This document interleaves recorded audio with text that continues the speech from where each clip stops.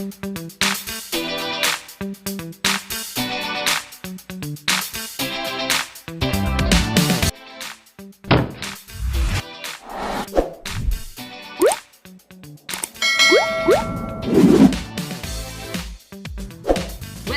to my channel.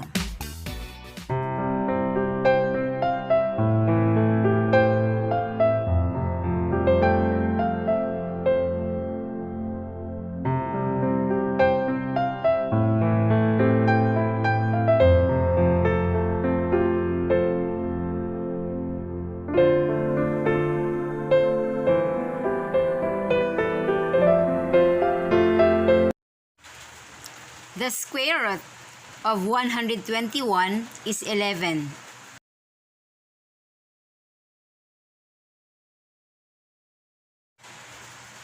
When the negative sign is outside the radical,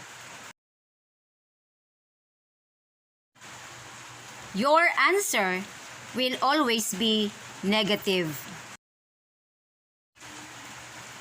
You cannot find the square root of a negative number.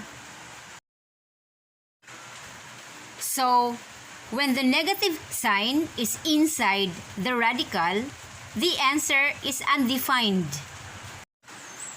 There's no real solution. There's no number times itself that equals a negative number. Let's simplify this negative radical.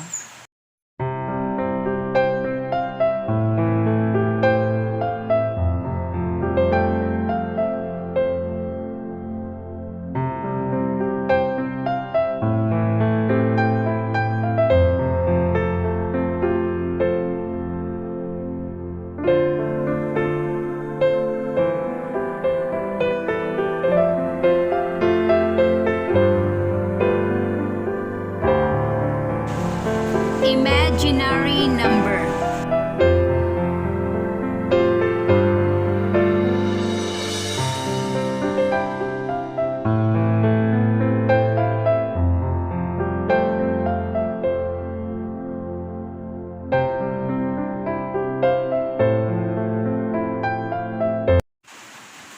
The result is 11i. See? There's no real solution.